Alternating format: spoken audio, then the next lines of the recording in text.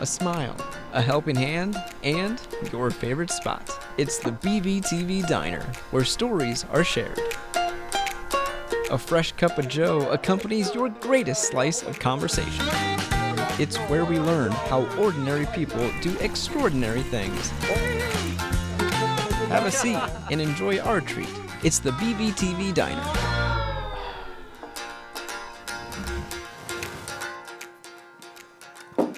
Welcome to the BVTV Diner, where we discover how ordinary people do extraordinary things. Except today, our latest customer isn't your average guest. I'm your host, Joshua Tigas, and the diner has a magical feel to it today. I thought I saw a mouse running around before, but turns out it's our good friend Mickey. That's right, a slice from the happiest place on earth, or happiest company, will join us today. Buena Vista University's 2024 Artist in Residence, Alex Maher, has made his way to campus from Orlando to share his incredible talents.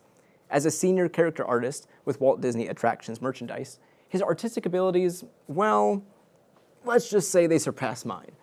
Before he takes his seat, let's learn a little bit more about who Alex is and what he's doing on campus. So the Artist in Residence program is an opportunity for us to bring a professional in the field, very broadly defined, and to really live the arts for this 2-week period with our students. There's an incredible energy that comes with having someone from the outside infuse all of the arts and the disciplines with, this is what I'm doing and this is what students could engage in, so it's really exciting. We are, for better or worse, not right next door to an urban area. So bringing them here lets students ask all the questions they would want to know about being a professional in that field, knowing what a day looks like, seeing how they made their path. Alex brings to us artistic skill in the very traditional way. He draws, he paints, he sculpts, but he also is capable of so many things outside the box. He interacts with the public. He is a storyteller. He engages in telling stories. He was able to work with students and talk about being on the business side and how one sells oneself. He has it all. Alex, welcome to the BVTV Diner. It's a pleasure to have you here today. Yeah, it's a pleasure to be here, actually. So, first off, I want to first talk about this centerpiece right here. Oh, yeah. Let's address not the elephant in the room, the monkey or the mouse in the room here. He's holding out a monkey, he's holding a beaver. Yeah. Mickey with Buford here. So, first off, talk to me. What do we have going on right here? Well, actually, I started a few days ago. I was asked to maybe come up with a one-of-a-kind piece of Mickey holding Buford. So I worked on it back in Orlando and shipped it here, and thank God it kind of arrived in pretty good shape, and just doing some finishing touches to it. You can see I'm actually trying to put the nose on. You know, there's a wire armature inside Mickey, so yeah. That's why that little piece of wire there. So I just kind of started roughing it in, and I'll clean it up as the day goes by, or next couple days here. So yeah, so it's a one-of-a-kind piece right now. And once I finish this piece, it'll be baked, and and when you bake it, it'll become rock solid. Okay. And we can sand it down. We can make molds of it, whatever y'all want to do with it. So. Yeah. So we'll get back to this, but first off, let's kind of go back in time a little bit. Okay. Let's learn about where this all started. So talk to me a little bit about growing up, because here in Northwest Iowa, coming to the rural landscape and stuff, You grew up in quite a different place from that. Yeah, quite different. It was down in South Florida, Miami, Florida to be exact. Born and raised down there, near the water, near the ocean. So I'm an ocean guy, and you're kind of landlocked here. You got a nice lake right there, but not quite like the ocean. But I was an artist as long as I can remember. My dad was an artist.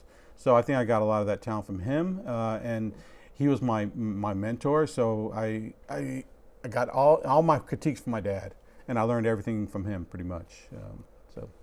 Taking art classes in school and things, and just kind of developing it. Still developing it after so many years. Yeah. So it was kind of a thing you inherited then, and it was already in your family and stuff. So as long as you can remember. So what were some of the first things that kind of fascinated you about making art, or kind of what even really got you into it? I know you mentioned your dad and stuff, but what kind of ultimately kind of keeps you doing it? Gosh, I have to say, when I was 5 years old, I was in kindergarten, and I went to my library in my elementary school, and for some reason I walked straight to the. And it's funny. It's like in my mind's eye, I can see it happening. I walked to the back of the library, pulled out a book, and it was on Walt Disney. And it was just like I was hooked. From then on, I just was looking. Of course, I couldn't read back then, but I was looking at the pictures, and I just started looking at the pictures and drawing them, and I was hooked from then on. I would look for every book I could find on Disney, every article, every magazine, everything. And my dad would take me to the downtown library, which is a huge library, and I would check out all the Disney books I could find, and just read them and just learn how to draw the characters that way, So Yeah, well, that's actually fascinating because a lot of people, when they think of growing up with Disney, it's with films and with shows and that type of stuff. But with you, it actually started with the books and the illustrations and that type of stuff. So with that, how did Disney kind of impact your childhood then because of that? Gosh, yeah, that's a good question, actually. I'm sure I learned from the books and things like that, but the TV show was on, and Walt was still alive when I was young, very young. I don't remember when he passed. I was probably about 4 or 5 years old when he passed. But the TV show was on at that point, so I don't remember watching him, but I'm sure I did. Back then, we only had like 3 channels, right? We didn't have cable, so the family all watched the Sunday night Disney, shows and stuff. So I was just hooked from a young age. And then a few years later, we were hearing more about Walt Disney World being built, and of course, I was mesmerized. I think my family went the first. It was open for like 3 months, and we got to go. And that was a huge impact on me. I was like amazed. So I was almost in tears when we had to leave. I didn't want to leave. But I think just Disney has impacted my life most of all. I think and my dad was an artist and is also a cartoonist. So I learned cartooning from my dad and things like that. He was more on the comic side of things, and I was just dedicated all of my efforts to Disney. Yeah, well, it's kind of special how everything's come full circle now. Yes. But growing up and stuff, if your parents had to describe you as like a child, how do you think they'd describe who you were as a young one? Maybe they would say I was curious. I was doing different things. I loved animals and loved nature and things like that. And so just learning, just drawing all the time. Constantly drawing. Either I was raising animals like chickens or rabbits and things like that, or I was drawing. So those were my 2 influences: animals and Disney and art. So. Yeah, so I have to imagine that drawing, that has to be some of your cherished memories from your youth and stuff, picking up a pen or a paintbrush or whatever it was, kind of doing that. So what were some of the things that you found yourself making when you kind of first started out at that young age? Gosh, I'm trying to think. Yeah, I have to look way back. I'm old. But just trying to draw Mickey, and I thought I could draw Mickey. I remember I was in elementary school, and I drew a Mickey for an art project or something, and I did it in color, and everybody thought it was fantastic, And I think if I really look, I probably still have that. And I was probably like 7 or 8 years old. And I remember looking at it several years ago. I said, this is extremely bad.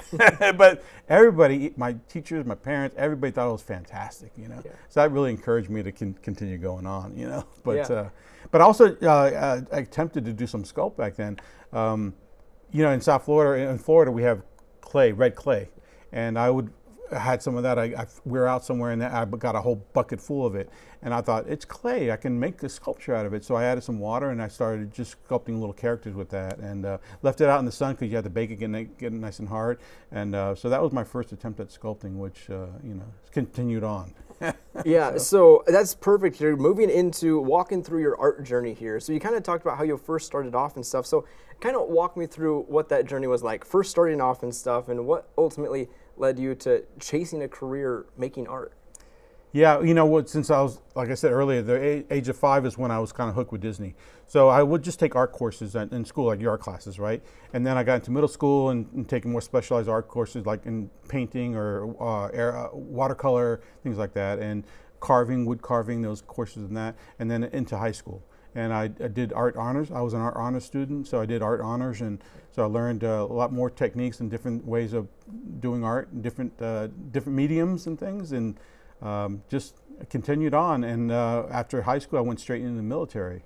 and I was in U.S. Navy, and I was an illustrator draftsman. That was my rate, and I was an illustrator draftsman. So I did a lot of illustration work and also drafting and working in public affairs office, doing a lot of the camera work and doing graphics for our TV station.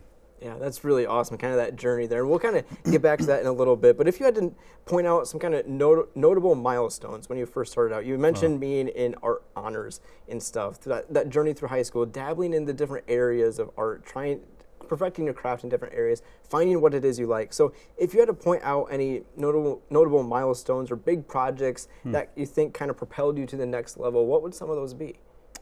You know, there was always like in high school, there was always contests like in the city would give like a contest like for the safety board, you know, like the auto driving, the association driving, whatever. There was like a safety contest for a poster, and I would enter that along with all the other students, and I would use it, and somehow I would win all these different, you know, different contests. You know, I won that one, and I won like several others, and I mean, to this day, it's not that big of a deal, but it was to me, and some of them were monetary rewards. So that was fun for me, you know, getting some money off for some of the art that I created, you know, for these things. So, like in the whole scheme of things, it wasn't that big of a deal, but for me, it was, you know, winning these awards amongst all my fellow art students, and I was winning these awards, you know.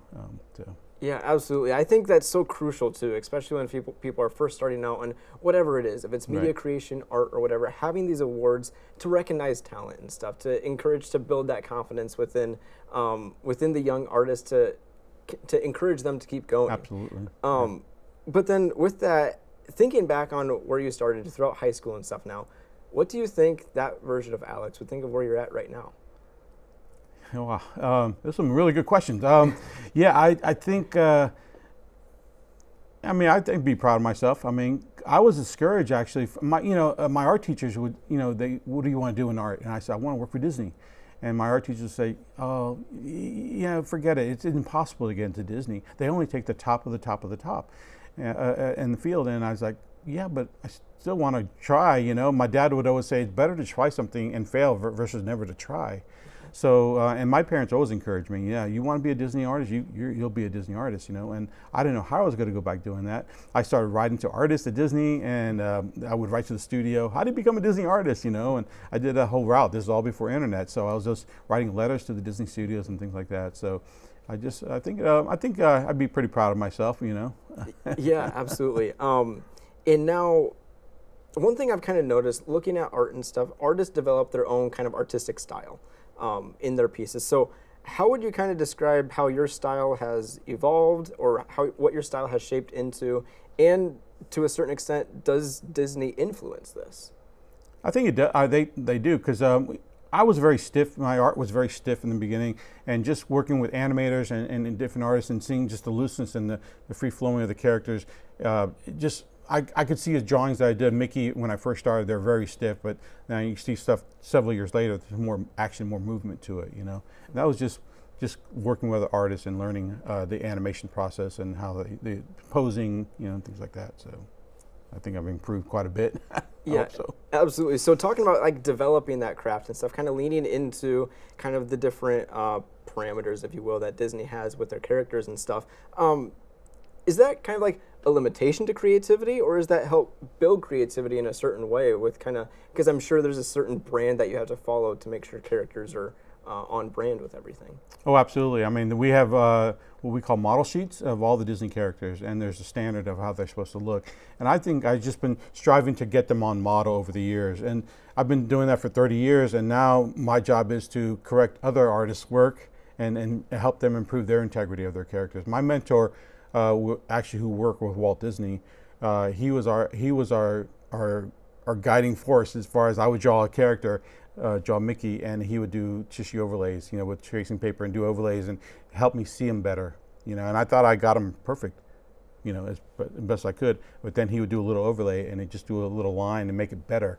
And it's like it really opened my eyes how, you know, how the character should look. You know, and so I'm kind of doing that now. So yeah, it's kind of full circle. You know? Yeah, exactly. So now talking about that journey to Disney and stuff, we talked about your in high school a little bit, how your kind of art career almost kind of really took that first leap right there with getting started, figuring out this is kind of what you wanted to do. But then right after high school, you mentioned going into the Navy and stuff. So what led to that decision, or what was that like? That was a quick decision. A friend of mine was actually he had joined the Navy, he was a friend from high school, joined the Navy, and he was going to his recruiter's office just to get some paperwork. And he asked me, hey, you come by my office, you want to by my house? Because you want to go to my recruiter with me? I said, sure, why not? I had first thing from my mind is join the military. I went with him and I heard them talking. I thought that was kind of neat. I want to take the test to get into the military. I took the test like the next day and I joined within a week. I joined the military. And because I knew I couldn't afford, well, at that point we couldn't afford college, our parents couldn't afford college. And I'm thinking, what am I going to do after high school, you know? So I thought I'll just join the military and kind of save money in the military on a ship. And they had a matching program for college where you put money in and they match it and they'll go to school. And so I already had the school picked out. I was in California. That was started by Walt Disney. And so I wanted to go to that school, you know. So that was my goal. And so after 3 years of the military, I actually was going to go to that school. I was accepted. I ended up not going. But that was a whole other story because I got married and a lot of the other things. So yeah, but that was kind of the journey right after high school. So yeah, so then with that position there, you mentioned you were this illustrator draftsman for a U.S. naval ship. Mm-hmm. So what even is that? Yeah, it's one of the rates that are in the. You know, there's all kinds of rates in the military. You can be a photographer, you can be a printer, you can be whatever. And I went in the route of the illustrator draftsman. There are very few illustrator draftsmen in the military, in the Navy. So that was a job where you just do graphics, and this is when it was all hand done. We didn't have no computers back then, so everything was hand done. We had a typesetting machine. It was all typesetting. It was kind of a precursor to our Macs and things like that these days. But you do all the type on there, and then I paste up on boards, and we do like a newsletter for the crew. And I worked in the public affairs office on my ship. I was an aircraft carrier, so there's 5,000 guys on the aircraft carrier. So we had closed circuit TV, we had cameras set up, and we had a little studio set up, and we would do news nightly for the crew. I'd do graphics for the newsletter. My journal colleagues would type all the stories, and I'd illustrate something to go with it. So I'd do little pen and ink drawings or caricatures of the captain and different little things. We hit port, and I'd do little maps of the island we'd visit and how to get around. Got a lot of fun things like that. So it was a neat position to have, actually, you know. So. Yeah, that's awesome. So yeah, talking about this job, how it was almost in a sense more on the media side of things, pretty much, with producing those shows, yet you still found that creative outlet, ways to keep that kind of artistic touch alive and stuff. Yeah. So was that just things on the side you just kept doing just because you loved to draw? Yeah, well, you know, when I hit port or go back to our home base, was in Norfolk, Virginia, I would go to the bookstores. I love books and art books, and I'd find like a new book on Disney. Of course, I'd buy it and I'd take it back to my ship, and I'd just sit there and draw the characters. And I would draw characters, put them in my locker in my office, you know. And the guys seemed to like it, you know. They thought it was pretty neat, and yeah, it was an interesting gig. I really enjoyed it. But we also had radio, so I was able to do radio, do kind of DJing, and we had back then with the vinyl records, we had stacks of records from the Armed Forces Radio Network. We had reels, you know, that they would send us news stories and things like that. So we'd put on news and TV for the crew.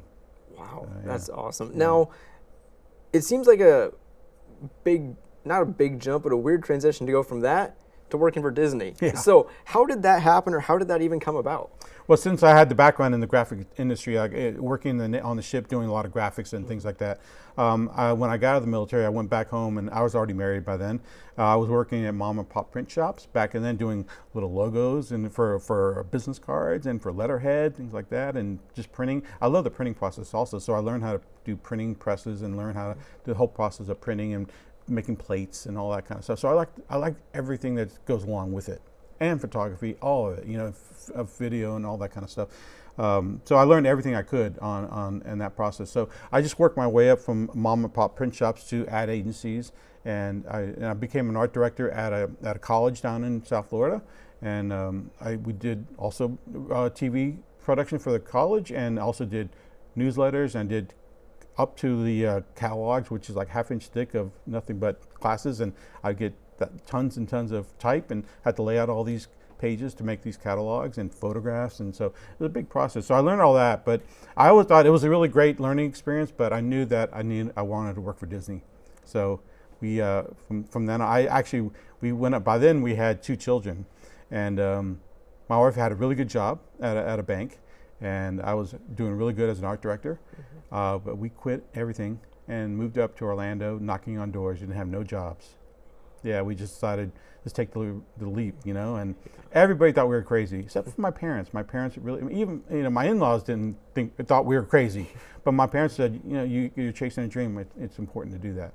So we went to Orlando with 2 little children and no work. My wife didn't have any work. I didn't have any work. Thank God I had freelance work to do, and I started knocking on doors at Disney. Wow. So that's how I got in. Well, ultimately it led to a breakthrough then. You were brought on as a contract artist and stuff. So what was that like, taking that leap of faith and then finally having that first opportunity? Yeah, that was the thrill, actually. I remember when I finally got a hold of my director, he agreed to see me. I said, what do you want to see in a portfolio? He goes, just show me some character work. And I didn't have any at that point. So at night I went home and I drew, I'll never forget, I drew a Mickey Mouse, I drew a Jessica Rabbit and a Roger Rabbit, because this is like in early 91, I think in 1991, and the movie was pretty fresh and I really liked those characters. So I drew the 3 characters and I went in to meet him next day. Just being in a Disney office, I was thrilled, you know. And so he liked my work, and he goes, I'm gonna give you a tryout. And he gave me some model sheets I was talking about earlier of Figment of all characters. Figment is the mascot of Epcot, and he wanted me to draw Figment based off of the model sheets. And took it home, and I was like screaming in the car. I couldn't believe I was doing this stuff, you know. And just having Disney model sheets in my car, I thought that was fantastic. Went home and I drew the Figment, and I bought it back the next day. And he was looking at it. He didn't say much, and he goes, "Yeah, it'd be nice." But he brought his assistant in, and he goes, "We found another artist," and that was my, you know. He likes me. He really likes me, you know? And that was throughout the role for me. And I started doing freelance for Disney. I did it at home. I would pick up the work and take it home and work on it at night or during the day because I didn't have a job. But then after a couple weeks of doing that, he asked me if I wanted to come in-house and do contract work in-house, which was a thrill because I was able to work with all my colleagues. And the one I mentioned, the one that worked at Walt Disney. And being a Walt Disney fan, I couldn't get enough of talking to him because he would tell me stories of Walt. And I was just in hog heaven. I mean, I thought couldn't get any better than that, you know. But there was still one thing missing. I was happy as a clam, but I didn't have that name badge. I wasn't a cast member. I was still contract. So I kept asking my supervisor, when am I going to get hired on? Because he kept saying, I'm going to hire you. I'm going to hire you on. I said, that's fantastic. I was really excited. I said, when? He goes, next month. And so next month would come. Nothing happened. And then I'd ask him again, next month. And he did that for several months. And then one time I just said, just don't tell me next month. Just tell me when it happens, right? You know, It was 2 years later. 2 years later, I'm just working in-house every day, going in the office. He finally said, we have openings for artists. We have 5 openings. Go to casting, which is our HR. And we're all cast members, right? And I went and they hired me right then. And they hired me as a senior position. They hired me because of my knowledge and my experience in working in the field of graphics and design. Yeah, absolutely. And working with that and stuff, I think there's a notable difference in stuff that you kind of have to make with working with Disney as an artist. That you have your character artist and you have your animation artist as well and stuff. So can you kind of walk me through what are some of those differences and stuff and the differences to the work that you produce? Yeah, it's funny because when I was a kid, I always thought I was going to be an animator because I thought you're an artist and you want to work for Disney, you're an animator. There's no other job besides animation. Never realized that when I would go to Disney World and see a Mickey Mouse t-shirt that was drawn by somebody that's not I would assume that was just an animator that would draw that, you know, or they just take a frame of Mickey and then put it on a t-shirt. I never thought about merchandise art. And so when I got in my department that I'm still in, I told my leader at that point, this is great. I enjoy doing these, but I still want to be a Disney animator because that's my whole life is being an animator, wanting to be an animator, and it just never happened. I just stayed in that department. Then, as the weeks and couple months went by, I was still contract. I started realizing I'm in the right place because I love Disney so much, and I love all the Disney characters that were created, you know, before, like. I was able to draw all the characters from like Snow White to Mickey to Tinkerbell to Lady and the Tramp to all the characters that I loved growing up and loved to draw as a hobby, and now they're paying me to do it. So that's what we do as character artists, but animators, they work on the films and they work on new movies. You know, we're in the same building as animation in Florida when they're working on Lilo and Stitch, and I was talking to a friend of mine who's heading up Stitch, the little alien. And I asked him, I said, what's this character like? And he goes, he's a little blue alien character. And I said, is he That's weird. Is he nice? Is he mean? Well, he's a little mischievous. He gets nice in the end. I said, that's kind of weird. I had no affinity towards this character. Nobody knows him, right? But we all love Stitch now, and Lilo and Stitch is a great film.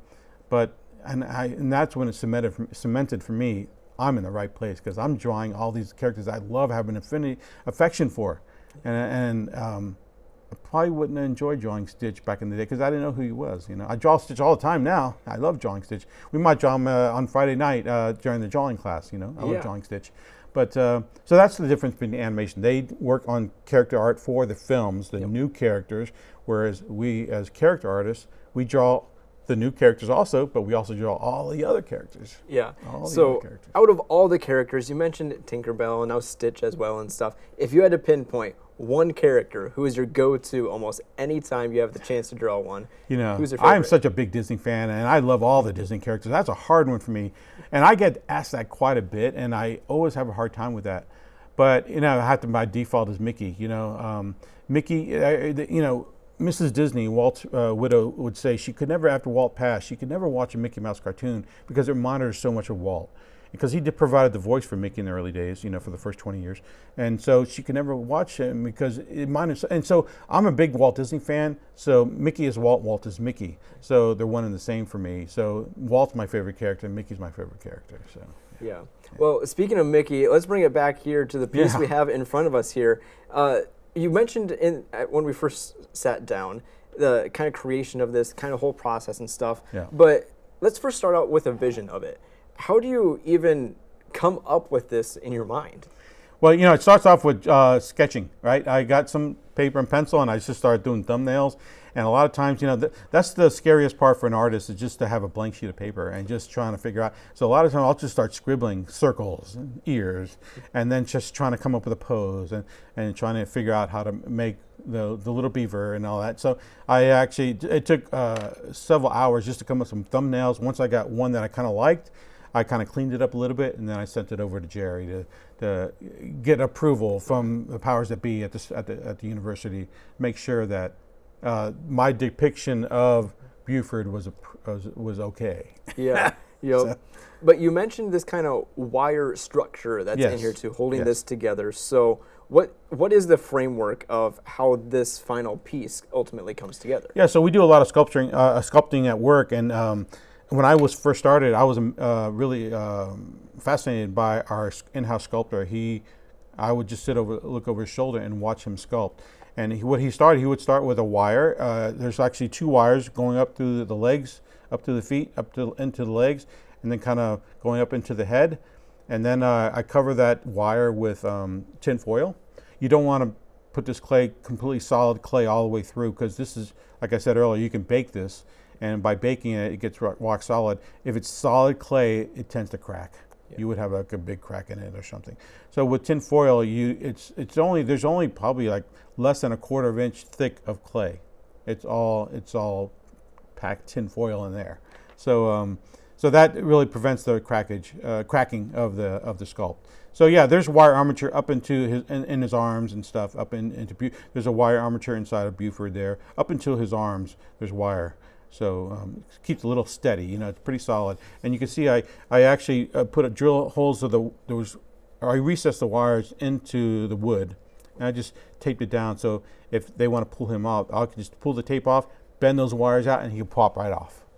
He's not glued down or anything. So yeah. So it makes for easy transport, or if you want to make a mold, you can take them off this pretty easily. So. Yeah. So I have very limited knowledge about sculpting and stuff. So you have this tool right here too, working on perfecting every little detail here. So once you have something that's at this state and stuff, what are you ultimately looking for next in order to get it to go in the stove or be warmed and stuff? Right. What I do is I just make sure all the integrity is there on the character. And she's kind of bumpy right now. What I'll do is I'll still smooth them out. There's still some little things I have to add as pupils. I have to add Buford's pupils, fix a little bit details on the tail.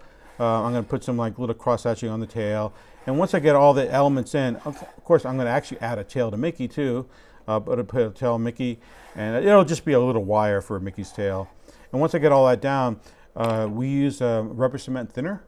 and you can just get like a watercolor brush, a soft brush, bristle brush, dip it in the water and the rubber cement thinner, and you can wipe it down, and that really smooths out the whole image, the whole sculpt. And once you get all that smoothed down, then we can actually put it in an oven and bake it for like 15 minutes and let it cool off. And once it's cool, it's rock solid. And I can go in and sand it. So if there's still some bumpiness, I can go in and sand it, and I can even paint it if I want. If I just want a one of a kind, I can paint it. Or at Disney, what we do is once we get it baked, we will go and send it to a mold maker and make the molds for that. And then, like I was saying earlier, a lot of the original sculpts are destroyed once they're pulled out of the mold. It destroys the original. They just break up in pieces. And I have some on display in the gallery, showing some of my original sculpts for some product that I worked on. And you'll see the original sculpt has some pieces, and you see a casting of the piece, and then final paint master from the factories. Yeah. So we've been talking about the sculpting here, but let's go back to the drawing. Okay. Could I convince you to walk me through maybe drawing a Disney character? Sure. Or two? Who do you want to draw? Awesome. Well, I think the only acceptable answer to start off right away is the classic Mickey Mouse. Mickey. So Circles. Can you draw circles? well, I hope so. Okay. I'm gonna go ahead and draw along with you here. Yeah. Okay. So go ahead and walk me through here. Now, I'll preface this by saying I am not artistically inclined in the slightest. So mine might be a little rough here, but we're going to give it the good old college try. Yeah. Okay, great. So we're going to actually start. We're going to do a front-on Mickey. I usually draw when I draw for the guests, and we do drawing classes at Disney. I will tell them it's a front-on Mickey or it's a three-quarter. Three-quarter be turned 3/4, and then that way you can have the nose coming out and things like that. But for this, if we're going to do a front view, it's more symmetrical. Okay. So we're going to start with circles. Okay. So perfect. We're going to start with a circle, but you don't want it too big because you want to make sure you have room for the ears on top. So just kind of draw a circle like right about in here. And you want to draw very lightly. I'm a very sketchy artist. I actually almost sculpt my drawings. I kind of start touch very lightly, just touching the paper and just trying to get that circle down. We have some artists that are really good. They can go one swoop, one circle, and it's perfect. I'm the kind of guy I have to kind of sculpt it out here, kind of mold it a little bit, right? Now I noticed you're doing this with your left hand too. Is that the key here? You got to be a lefty. Yes, you have to be. No, it's funny. We do have quite a few left-handed artists because it's like they say the creative side is the right side, and so you're lefty. But we have a lot of creative right-handers. So yeah. Once you get your circle, you want to just get it nice, and you want to go ahead and do another circle or a kind of oval on either side. Do that corporate Mickey symbol that we all know and love. It's everywhere. It's just like you want to kind of basically put his ears in. And again, I'm doing this very light and I'm doing very sketchy. I can go back afterwards and kind of define some of my lines. And look at you're an expert. You want a job? I don't think I'm quite at that level yet. I think you're being a little generous here. So we're going to go ahead and divide that. Once you get that, I'm going to go a little fast. Sometimes I go too fast, but we're going to divide that down the middle, very light, because this is like a guideline. This is not going to be the final drawing. So we're just going to go and do a guideline. Right down the center, and then you want to do another one going the opposite way. So you cut it in 4s, cut that circle in 4s. See that? Okay. It's easy, right? It's Mickey, right? You want to do like a little curve right about here, just like a little arc, right here.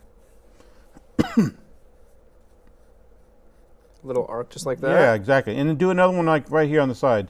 Okay. Kind of going outside that circle. And send on both sides. Okay. Again, it's symmetrical, so. See that? Simple, right? So far, so good. Yeah. And from there, we're going to actually do another oval right in the middle of that area, right below that first arc. We're going to just do a nice little oval there. It defines his nose. Okay. From there, we're going to go ahead and do another curve, like another arc, but we're kind of angle it downwards a little bit, kind of like right there. It kind of defines his smile line right there, his cheek line, I guess. See that? Okay, going a little more down. Yeah. Okay. Now you want to just kind of connect that with a long curve.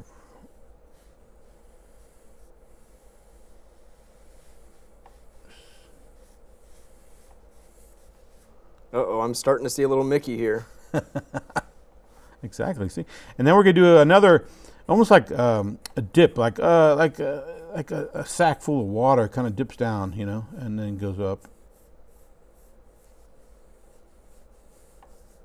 And then Mickey can have a big mouth. It's okay. There we go. And once you get that, you want to do like a bean. You know, like a bean is laying inside his mouth. So, you know, like two little bumps, right? One can be a little higher than the other. It doesn't matter. Okay. Simple, right? 2 little beans. All right, you see that that dip that we did to form that mouth? We're going to do the same thing, but starting right above that circle of the head, we're going to kind of flare it out a little bit and kind of come around and do the bottom lip.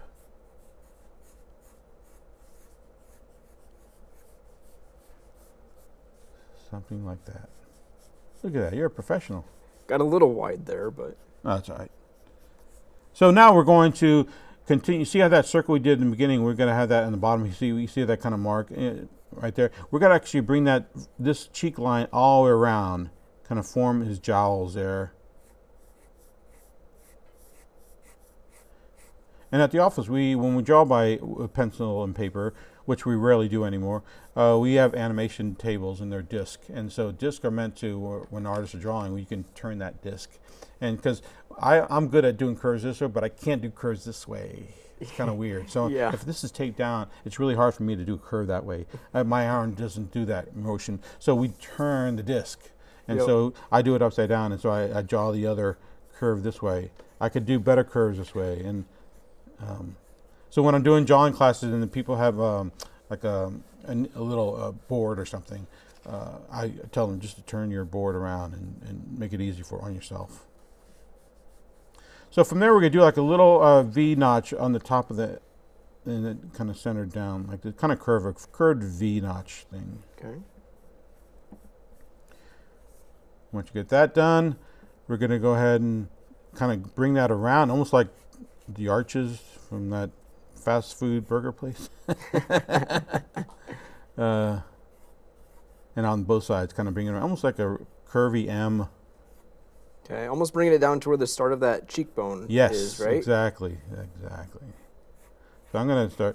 And then, of course, we're going to have to put his eyes. His eyes are fairly close together, and they're like really elongated eggs. So you know how an egg has a thinner, narrower top and then the rounder on the bottom. That's how his eyes are, but they're very narrow and tall. So you want to go ahead and make it nice and round, and that could be almost touching that arc right there of the snout. Okay.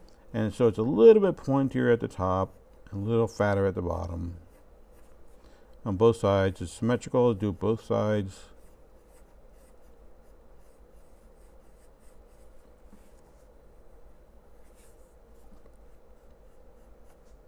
Look at that. That looks really good, actually.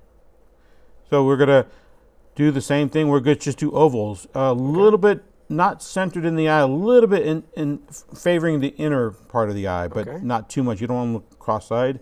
You just want to bring it in a little bit further in center. And then once I'm getting where I like it, I start kind of defining some of these lines a little bit more to do the final drawing. And I always like to actually thicken up the top to give him those eyelashes, indication of his eyelids. Kind of gives him a cuter look.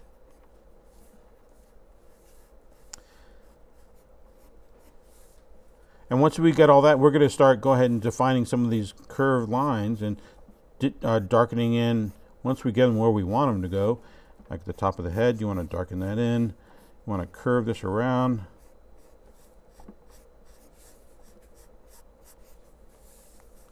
Kind of go ahead and do the edge of the head there. And so I'm going to darken in some of these cheek lines. And you don't have to put them right where you drew them early. You can fix them as you see things. You can fix some of those things and darken in that nose. And then turn my paper and then just kind of do that nice big smile. And the bottom, the lip.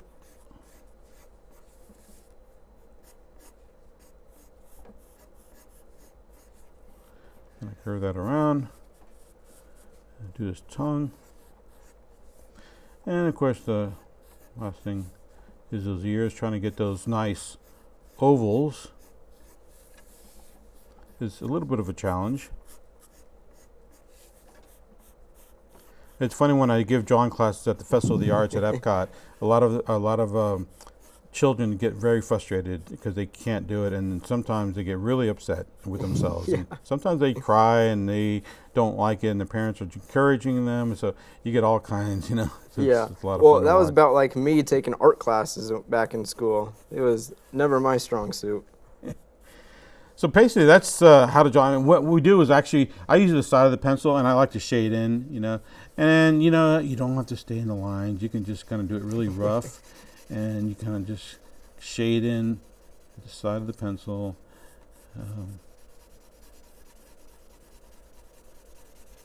Shade in those ears. Shade in the top of his head. The side of his head.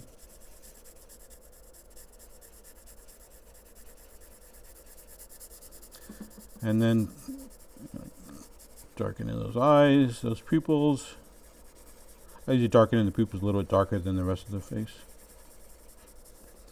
Nose. See, I'm a really sketchy artist. I get out of the lines quite a bit. And shade in the mouth a little lighter. And gotta just finish that off here on the side. So that's... Just a little bit in the mouth and the nose? Yeah, you can fill in the inside of the mouth. Sure, why not? Just do it a little rough here.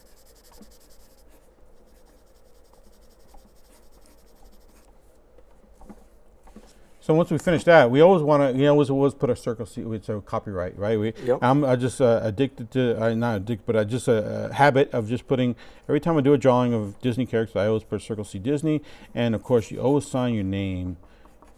You want to make sure, you know, you did this many years from now, and you want to date it so you can say, oh, look how good I did Mickey back in 2024. So today is April. What's today? April 9th. 2024. And that's your Mickey Mouse, isn't that simple? There we go. Well, I will have to say mine does not look like yours. I'm no Disney artist, and I don't claim to be one. But man, I have to say that is a little bit better than I thought it would be. Looks awesome. It kind of helps when you have a Disney artist walking you through that. Exactly.